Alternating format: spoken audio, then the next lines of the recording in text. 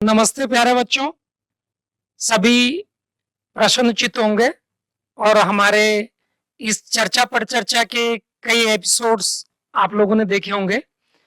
और आज हम एक बहुत ही दिलचस्प और मजेदार विषय पर आपसे बातचीत करेंगे। और इस बातचीत का जो हमारा विषय होगा वो नवाचार है, इनोवेशन है।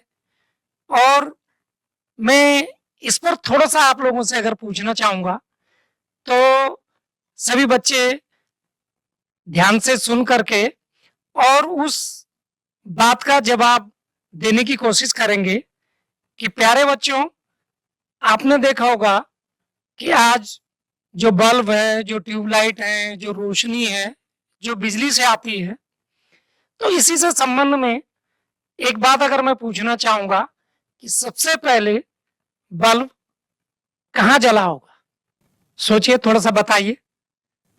बहुत कुछ आपने सोचा होगा, उसका उत्तर भी लिखा होगा। कईयों ने कहा होगा कमरे में जला होगा, जहां पे लगा होगा वहां जला होगा। लेकिन मैं बता दूं बच्चों आपको, सबसे पहले जो बल्ब है वो जो हमारे बल्ब के आविष्कारक हैं थॉमस एल्वा एडिशन, उनके दिमाग में जला। जब उन्होंने ये सोचा और इस पर चिंतन किया, काम किया, तो बाद में वही बल्ब आविष्कार के रूप में हमारे बीच में है। हम सब प्रयोग कर रहे हैं, पूरी दुनिया प्रयोग कर रही है।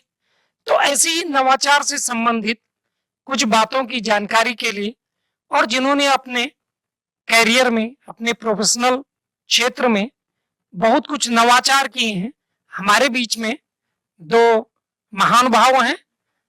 सबसे पहले हमारे बीच में श्री आलोक द्विवेदी जी हैं, जो आईआईटी बीएचयू से केमिकल इंजीनियरिंग में गोल्ड मेडलिस्ट हैं और 8 साल से आप इनोवेशन और डिजाइनिंग में काम कर रहे हैं और इस समय as a program manager Agastya foundation में काम कर रहे हैं। तो आपका स्वागत है। और दूसरे नवाचारी जो हमारे बीच में हैं, श्री भास्कर जोशी जी हैं, जो हमारे शिक्षा विभाग में हेड टीचर हैं, प्रधानाध्यापक हैं, राजकीय प्राथमिक विद्यालय मटीला धूरा, ताड़ीखेत अल्मोड़ा जनपद से। और आपने भी अपने शैक्षिक क्षेत्र में बहुत सारे नवाचार करे हैं। तो मैं एससीईआरटी की ओर से आप दोनों महान भावों का, नवाचारियों का स्वागत करता हूं, अभिनंदन करता हूं। मेरा एक सामान्य सी एक प्रश्न आप जो है विद्वद्जनों से होगी कि बहुत सारे हमारे बच्चे सोचते हैं कि नवाचार के लिए बहुत ज्यादा जो है उपकरणों की जरूरत होती है, बहुत ज्यादा जो है इंफ्रास्ट्रक्चर की जरूरत होती है, बहुत बड़े ऑफिस की जरूरत होती है, बहुत बड़ी प्रयोगशाला की जरूरत होती है। कि क्या आपको अपने जो अभी तक के कैरियर में इस तरह की चीजें लगी हैं कि क्या ऐसा होता है? तो इसका जवाब मैं इस तरीके से देना चाहूंगा कि अभी सर आपने बात करी कि दुनिया में सबसे पहला बल्ब कहाँ जला था। तो नवाचार में भी हमारे दिमाग में वो बल्ब जलना चाहिए। सबसे पहली और सबसे इम्पोर्टेंट, महत्वपूर्ण जो नवाचार की एक कड़ी है, सीढ़ी या कड़ी है, जी जी, है कि हमारे दिमाग में वो आइडिया या विचार आना चाहिए। अब अगर मैं एग्जाम्पल देने को बोलूं तो एक एग्जाम्पल है, स्कूल के बच्चों ने ही बनाया है कि बच्चों को तकलीफ हो रही थी कि वो अपने साथ जब जाते थे तो उनके पास बैठने के लिए डेस्क नहीं होती थी। उनकी क्या होती थी कि क्लासेस जो थी वो अलग अलग रूम्स में, अलग अलग कक्षाओं में लगती थी। किसी में उनके पास बैठने के लिए डेस्क थी, कहीं नहीं थी। तो ऐसे में अब क्या करा जाए? तो बच्चे ने सोचा, अपना दिमाग लगाया और एक ऐसा बैग बनाया कि जिसमें एक फोल्डेबल डेस्क लगी हुई थी, जो बच्चा अपने साथ डेस्क कैरी करके बैग के साथ ले जा सकता है। जहां पर जरूरत पड़ती है वहां पर उस डेस्क को खोल करके अपना पढ़ने का काम कर सकता है। अब ऐसे इनोवेशन को करने के लिए सबसे महत्वपूर्ण बात है कि हमारे दिमाग में विचार आना चाहिए, हमें सबसे पहले अवलोकन करना चाहिए, ऑब्जर्वेशन करना चाहिए। उसके बाद हम उस आइडिया पे काम करते हैं और उस आइडिया पर काम करके हम जो प्रोटोटाइप बनाते हैं उसको बना करके उसको हम टेस्ट करते हैं। जब ये साइकिल कंप्लीट हो जाता है तो हमारा नवाचार या हमारा इनोवेशन होता है। बहुत अच्छी बात आपने कही कि यदि हमको अपने जीवन जीने की जो हमारी चीजें हैं या हम अपने जीवन को सरलता के साथ कैसे जी सकते हैं, उस पर यदि कोई इस तरह की बातें हमारे जीवन में आती हैं तो उस पर हम विचार करते हैं और कार्य करते हैं, तो एक तरह से जो है इनोवेशन के रूप में सामने आती हैं कि जो पहले से जो है हमारे कहीं पर प्रचलित नहीं है और हम उस पर काम करते हैं। तो मेरा जोशी जी से यही प्रश्न होगा कि आप अगर ये कहें कि हमारे बच्चे आपको सुन रहे हैं और अपने बच्चों के बीच में ही आप काम करते हैं, तो आप नवाचार को, इनोवेशन को किस तरह से बच्चों को समझाएंगे या किस तरह से बच्चों से बातचीत करते हुए जो है सरल तरीके से बताने की कोशिश करेंगे? द्विवेदी जी की बात से पूरी तरीके से सहमत हूँ। इन्हीं की बात को आगे बढ़ाता हूँ। नवाचार करने के दौरान हमें बहुत सारी समस्याएं कभी आगे आती रहती हैं सर, तो हमें उन समस्याओं से घबराना नहीं होता है। लगातार कोई भी परफेक्ट नवाचार बनाने के लिए हमें उस पर लगातार लगे रहना जरूरी होता है। इसके लिए मेरे पास एक कहानी है, जैसे आपने थॉमस एल्वा एडिशन की कहानी बताई सर, बच्चों को एक इसी प्रकार से इलेक्ट्रोमैग्नेटिक इंडक्शन को लेकर माइकल फराडे की कहानी सुनाता हूँ। किस प्रकार माइकल फराडे इतने ज्यादा व्यथित हो गए थे तो अंत में अपने लगातार वो करते रहे अपना काम, तो अंत में सफल हो गए। माइकल फराडे बहुत लंबे समय से, प्यारे बच्चों, इलेक्ट्रोमैग्नेटिक इंडक्शन जिसके कारण आज आपके घरों में विद्युत पहुंच रहा है, बिजली पहुंच रही है, इसके ऊपर ही काम कर रहे थे। वो बार बार एक मैग्नेट को एक कॉइल से गुजार रहे थे, लेकिन सफलता उनको मिल नहीं रही थी। बहुत बार प्रयोग कर चुके थे, सफलता मिल नहीं रही थी। तो एक दिन उन्होंने झुंझलाहट में आकर अपना पूरा सेटअप उठाकर एक कूड़े में फेंक दिया। तो जो मशीन उसके संग लगी थी उसको गैल्वेनोमीटर कहते हैं। तो अचानक जब उन्होंने देखा कि पूरा सेटअप उठा के जहां उन्होंने फेंका, तो अचानक गैल्वेनोमीटर की सुई मुड़ गई। तो उनको लगा कि यार ये जहां मैं मैग्नेट को फिट करना चाहता था उस जगह तो अब जाके ये लगी हुई है।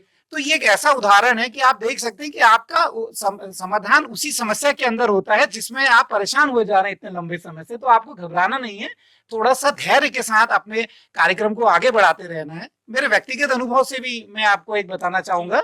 मेरे विद्यालय में आज से लगभग 10-12 साल पहले मेरी जो नियुक्ति हुई थी, बड़े ही दुर्गम विद्यालय में हुई थी जहाँ 6 किलोमीटर पैदल चल के जाना पड़ता था, और मैं एकल शिक्षक के रूप में कार्य किया था उस विद्यालय में। तो हमारा पहला प्रयोजन था कि विद्यालय का सौंदर्यीकरण करना। तो और ऐसे परिवेश में मैंने काम किया है अंडर प्रिविलेज के बच्चों के साथ, जिनके साथ मूलभूत सुविधाएं भी बहुत मतलब उनके पास नहीं थी, और बच्चे बहुत ज्यादा क्रिएटिव थे। अब क्रिएटिव होने के लिए हमारे पास ड्राइंग का सामान इत्यादि, कागज पेपर बहुत चाहिए। कितने बार हम कागज ला सकते हैं? तो हमने ये किया अपने विद्यालय को सजाने के लिए कि जो हमारे स्कूल की 4 दीवारें होती हैं, इन्हीं को हमने ड्राइंग सीट बनाया। और अपने जो सांस्कृतिक चीजें होती हैं, जैसे ऐपण होती है या हमारी जो भी कला, हमारी स्थानीय कला होती है, उनके डिजाइन हमने अपने विद्यालय में उकेरने शुरू की है। ऐपण से स्टार्ट किया था। तो ये कार्य सोशल मीडिया के कारण काफी फैला, बहुत ज्यादा फैला। एक छोटा सा इनोवेशन था जो मेरे सामने, उसका सॉल्यूशन था मेरी विद्यालय की दीवारें। ये अभी मैं संक्षेप में बता रहा हूँ। ये काम इतना ज्यादा फैला कि काफी लोगों ने इसको प्रोत्साहित किया, और बाद में भारत सरकार ने भी इसको मान्यता दी और राष्ट्रीय नवाचारी पुरस्कार के रूप में मुझे दिल्ली में इसमें सम्मान भी दिया गया। ये इस तरीके का एक था। दूसरा, जब हमारे पास समस्या आती है, एक नवाचारी होने के कारण हम समस्याओं के समाधान की तरफ देखते हैं कि किस कोविड-19 के दौरान भी इस प्रकार की एक समस्या है कि कैसे हम छात्रों तक पहुंच बनाएं।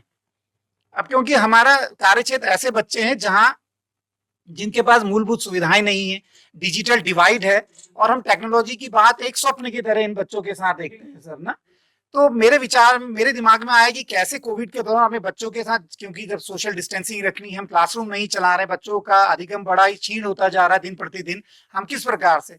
तो मैंने कहा क्यों ना इस तरीके की कुछ चीजें सोची जाए कि हम बच्चों के साथ कनेक्ट भी कर पाए, डेली हम क्लासेस भी ले पाए उनके साथ। तो मैंने सर एक नो कोड प्लेटफॉर्म डेवलप किया, एक वेबसाइट बनाई। उस वेबसाइट को मैंने एंड्रॉइड में कन्वर्ट किया और गूगल प्ले स्टोर पर अपलोड कर दिया। इसका फायदा ये हुआ कि हम क्लासरूम में जो गूगल मीट्स वगैरह या जो क्वेश्चन पेपर्स हम बच्चों को देते थे, हमारे पास उसका एक डेटाबेस भी बन गया और साथ साथ में हम बच्चों के साथ नित्य रूप से क्लासेस भी ले सकते थे। एक प्रकार का आईटी का इनोवेशन आप कह सकते हैं। बहुत अच्छा सर जोशी जी। अब मैं इसी बात को आगे बढ़ाते कहूंगा, जैसे आप दोनों लोगों ने कहा कि पहले विचार आना चाहिए, और विचार हो सकता है कि हमारे दैनिक जीवन में जो हर्डल्स आ रहे हैं, जो थोड़ी थोड़ी समस्या आ रहे हैं, उस पर हम सोचें। और हर व्यक्ति के जीवन में जो है इस तरह के कुछ न कुछ हर्डल्स हमेशा आते रहते हैं।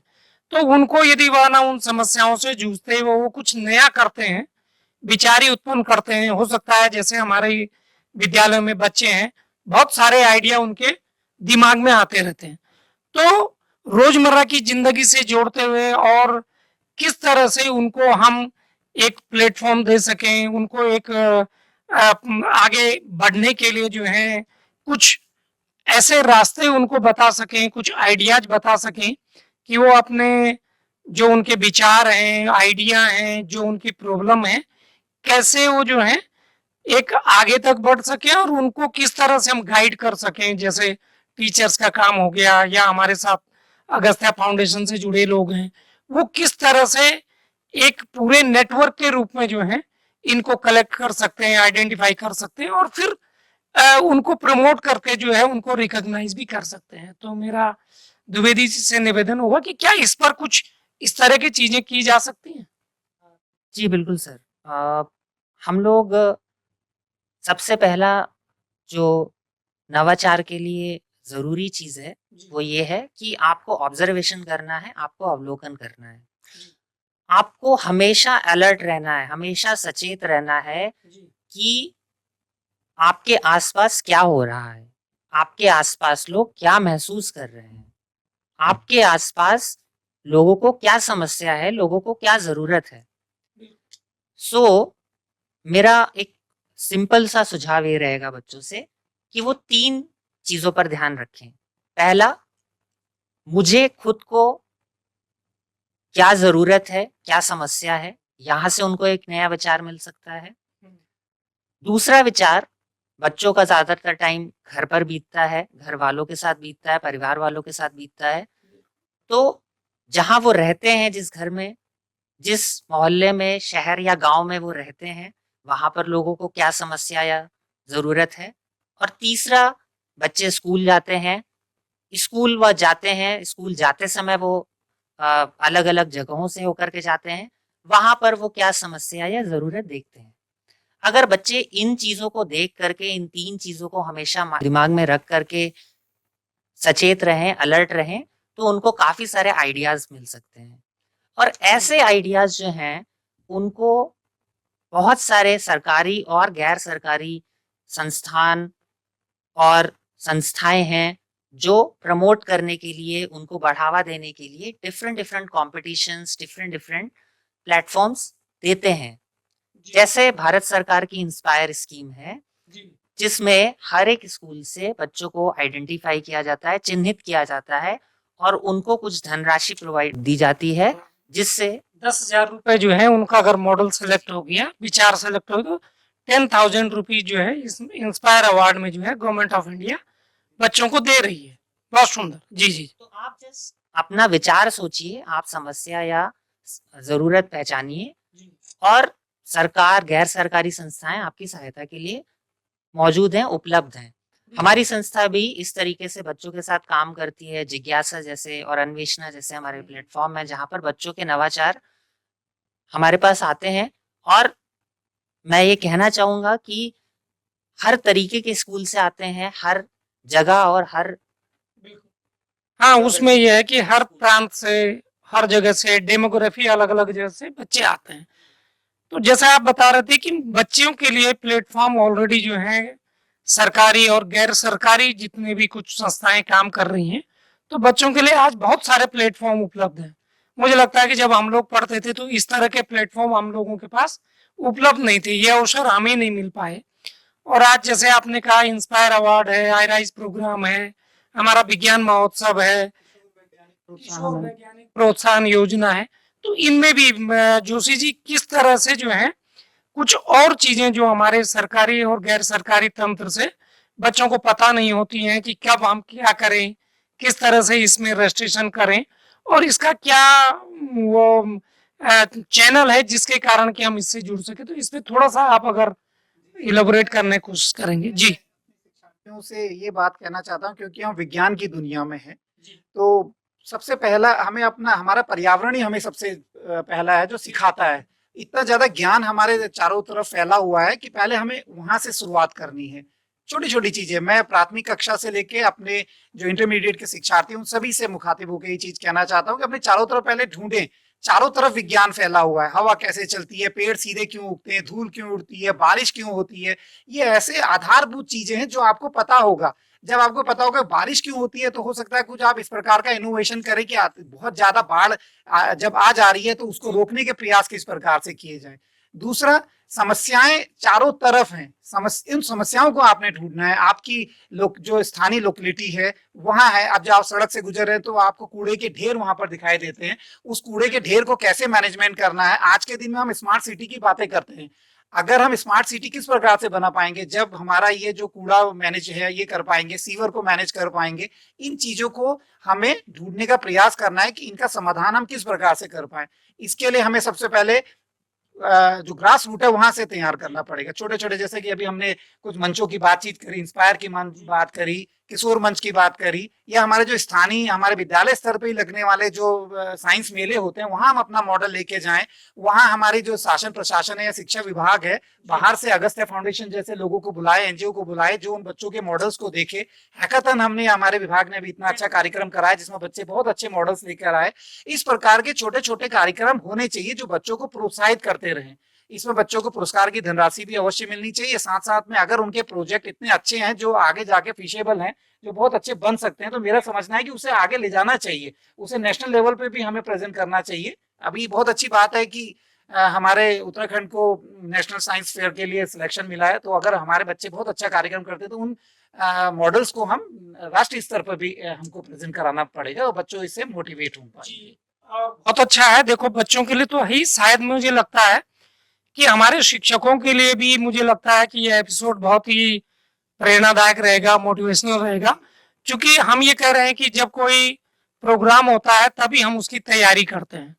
तो हमारा ये कहना है कि हमारे जो शिक्षक साथी आज की इस एपिसोड को देख रहे हैं, तो वो शुरू से ही जैसे ही शिक्षा सत्र शुरू होता है तो अपने अपने विषयों में अपने अपने जो विज्ञान क्लब बने हैं, हमारे आईटी क्लब बने हैं, इको क्लब बने हैं, उन क्लबों के माध्यम से भी अलग अलग विचार या प्रोजेक्ट जो है बच्चों को दे करके उनके एक ग्रुप बना करके कलेक्ट करवा सकते हैं।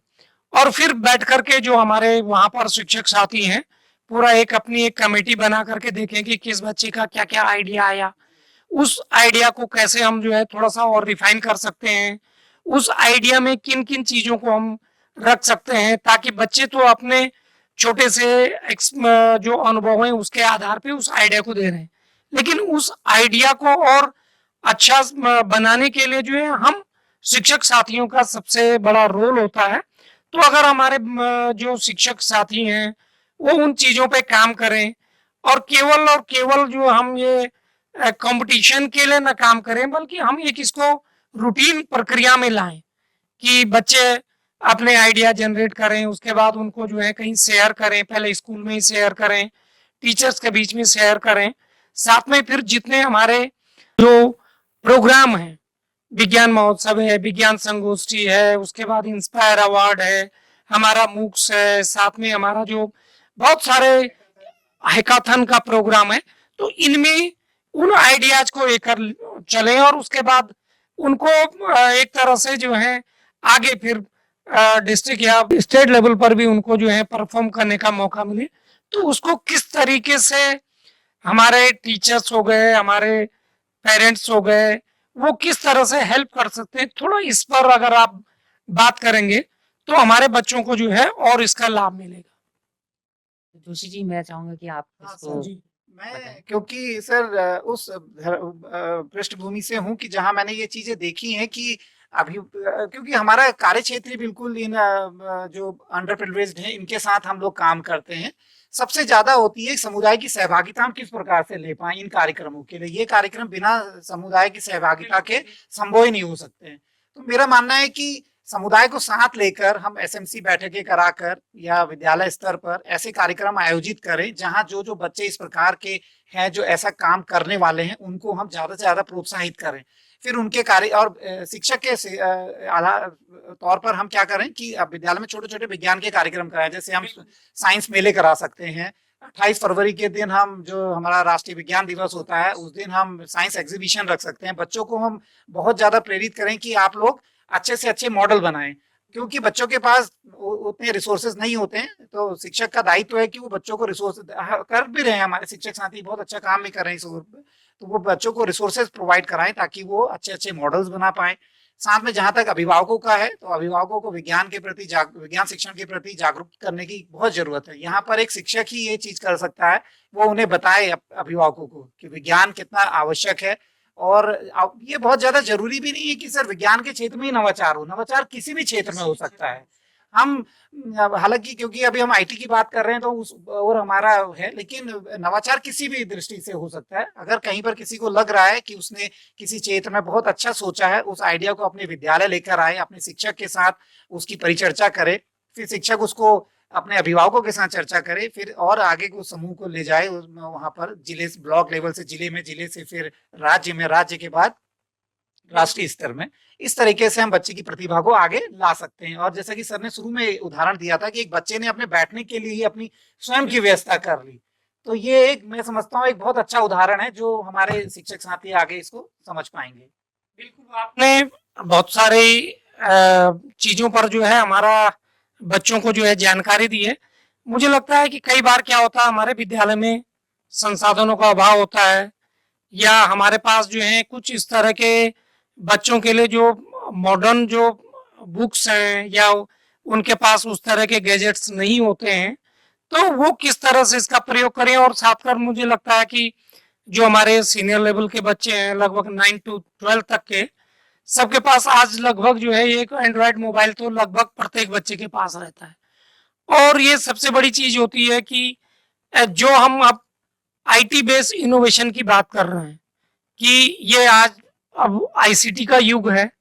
अब हम बच्चे को ये नहीं कह सकते कि मोबाइल से दूर रहे। इसी में हम ये चाहते हैं कि किस तरह से जो बच्चे हैं मोबाइल का यूज अपने इनोवेशन के लिए, अपने जो उनका एक लर्निंग प्रोसेस है उसके लिए करें। और साथ में कई बार जो है, क्योंकि हमारे टीचर्स भी, अभिभावक भी बच्चों को डांटते रहते हैं कि भाई आप मोबाइल पे क्या देख रहे हो, तो इस तरह से चूंकि अब आईटी युग में मोबाइल से हम बच्चे को दूर नहीं रख सकते, और मोबाइल बेस किस तरह से जो है वो अपने आइडिया जनरेट कर सकते हैं। आज एआई का जमाना है, आर्टिफिशियल इंटेलिजेंस का जमाना है, तो जो चीजें बच्चे को कहीं नहीं मिल सकती वहीं से एआई से वो बहुत सारी चीजें सीख सकता है।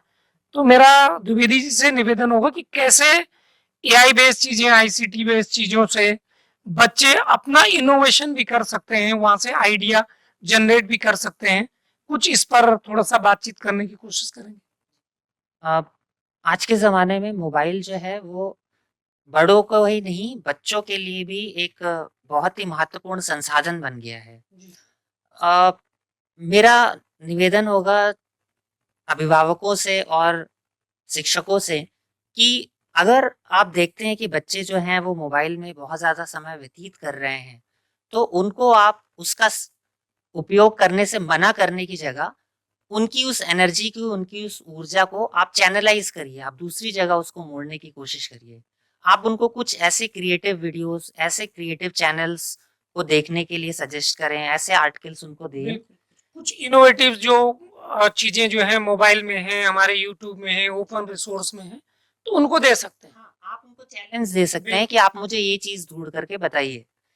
धीरे धीरे बच्चों का जो माइंडसेट है, दृष्टिकोण है, वो बदलेगा और बच्चे उस मोबाइल को एक खेलने की वस्तु की जगह या समय बिताने की एक वस्तु की जगह एक संसाधन की तरह इस्तेमाल कर पाएंगे।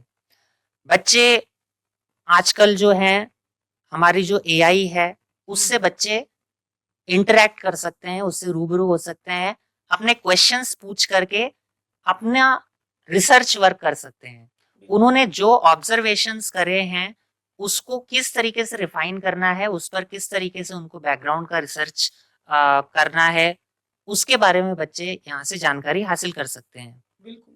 और जो जैसा आप कह रहे हैं कि कई बार ये होता है कि ठीक है, हमारे सामने हमारे आसपास कोई समस्या नहीं है और हमें लगता है कि हम समस्या को देखें कैसे, ऑब्जर्व कैसे करें, साथ में हम ये देखें कि भाई किस पे काम करें। तो आजकल एक एआई टूल है, उसी में कहो कि भाई इनोवेशन में किस इनोवेशन पे मैं काम कर सकता हूँ, तो वहां से आइडिया भी जनरेट कर सकते हैं। पहले तो कोशिश ये हो कि जो रोजमर्रा की जिंदगी है उसी में हम कुछ सरलता के लिए इनोवेशन करें। मैं आपको थोड़ा रोकूंगा। मेरा यहाँ पर ये मानना है सर कि हम चैट जीपीटी से या एआई से आइडिया ना लें, इससे हमारी क्रिएटिविटी हमारे बच्चे की प्रथम स्तर पर ही समाप्त हो जाएगी। जो आपने शुरुआत में कहानी बताई थी कि मैं उससे बड़ा प्रभावित हुआ कि हमारा जो बल्ब जला वो दिमाग में जला। हमको ऐसे काम करने हैं कि वो बच्चों के बल्ब को बुझाना नहीं है।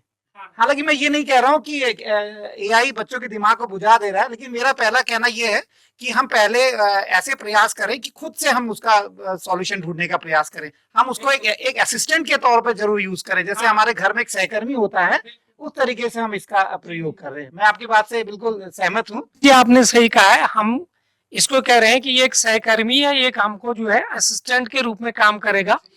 और कई बार जो है अगर हम ये कह रहे हैं कि भाई इस समस्या के समाधान में मुझे क्या क्या चीजें देखनी है, तो वहां पर वो हमको हेल्प कर सकता है। माना हमारे पास टीचर किन की आवश्यकता है, तो मैं उसी रूप में इसको कह रहा था कि हम उस समय अपने जो है एआई और चैट जीपीटी का यूज कर सकते हैं। तो ऐसी ही जो है इनोवेशन के लिए बहुत सारे जो हमारे विद्यालयों में काम चल रहे हैं, बहुत सारे शिक्षक हमारे काम कर रहे हैं। तो एक मैं समझता हूँ कि अब जो हमारा नई राष्ट्रीय शिक्षा नीति है उसमें भी एक बहुत प्रमुखता से ये बात कही गई है कि बच्चे अपनी क्रिटिकल थिंकिंग के आधार पर जो है अपनी चीजों को लें, अपने सिलेबस को लें, अपने सब्जेक्ट को लें। और वो क्रिटिकल थिंकिंग तभी आएगी जब हम उस पर काम करेंगे।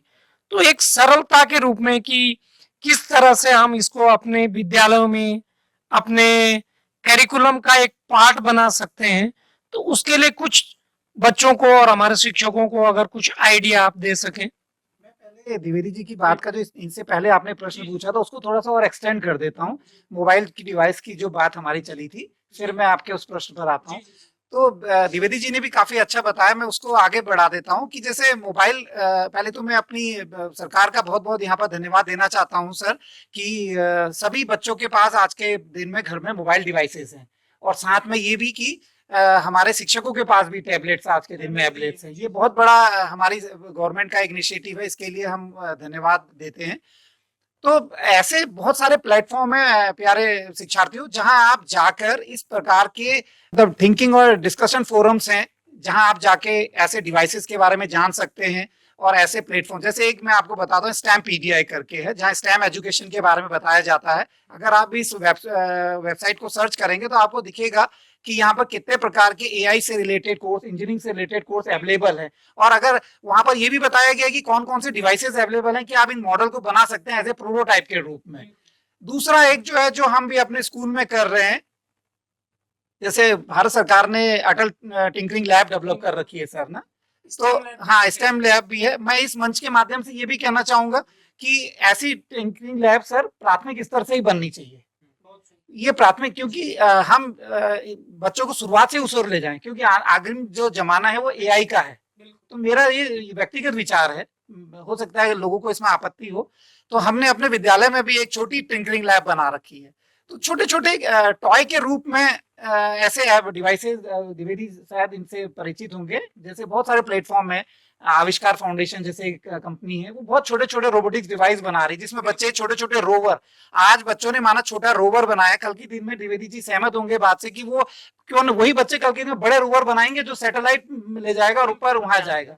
ये ऐसी बच्चों के अंदर एक शुरुआत से अगर हम डेवलप करेंगे इस चीज के लिए, तभी हमारा बच्चे जो है भविष्य के एक अच्छे नागरिक बन पाएंगे। जैसे कि चाइना में और जापान में ना बच्चे जो है शुरू से ही जो है कुछ ना कुछ इस तरह के नवाचार और क्रिएटिव वर्क करते रहते हैं, तो उनके लिए उस तरह की छोटी मोटी लैब भी तभी कर सकते हैं। देखो, जब हमको जो है काम करने के लिए कोई प्रोत्साहित करेंगे, तो इस तरह की चीजें हमारी जो है नवाचार के रूप में जो है निकल के आएंगी और केवल वहीं तक सीमित नहीं रहेंगी, जो कि केवल स्कूल तक बच्चे के विचार बच्चे तक ही नहीं सीमित रहेंगे बल्कि वो आगे तक बढ़ेंगे।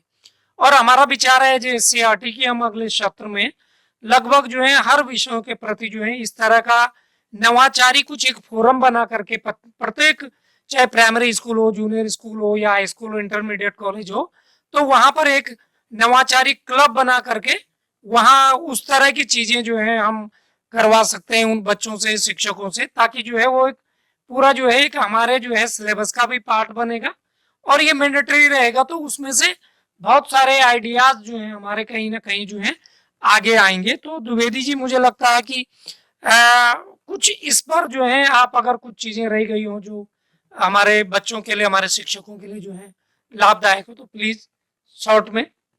जी, मैं ये कहना चाहूंगा बच्चों से, शिक्षकों से कि आप लोग ट्राई करिए। आप लोग के माइंड में आइडिया आता है, आपके दिमाग में विचार आता है, तो उसको करके जरूर देखिए।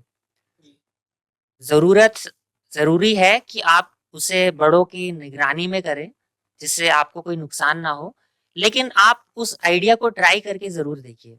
आप एक बार असफल होंगे, 2 बार असफल होंगे, 3 बार असफल होंगे, 10 बार असफल हो सकते हैं, 50 बार असफल हो सकते हैं, बट आप, हमारे दोनों माननीय गणों ने बताया कि कैसे बार बार असफल होने के बाद भी हमारे जो बड़े साइंटिस्ट या बड़े वैज्ञानिक हैं जिनके नाम और जिनके बारे में हम लोग आज पढ़ते हैं, उन्होंने असफलता से हार नहीं मानी और अपना काम करते रहे। उन्होंने इनोवेशन, इन्वेंशन, डिस्कवरीज उन्होंने दुनिया को दी। बिल्कुल। तो आपको ये सारी चीजें ट्राई जरूर करनी है और ट्राई करने के बाद हमने आज डिस्कस करा कि बहुत से प्लेटफॉर्म है जहां पर आप उनको ले जा सकते हैं।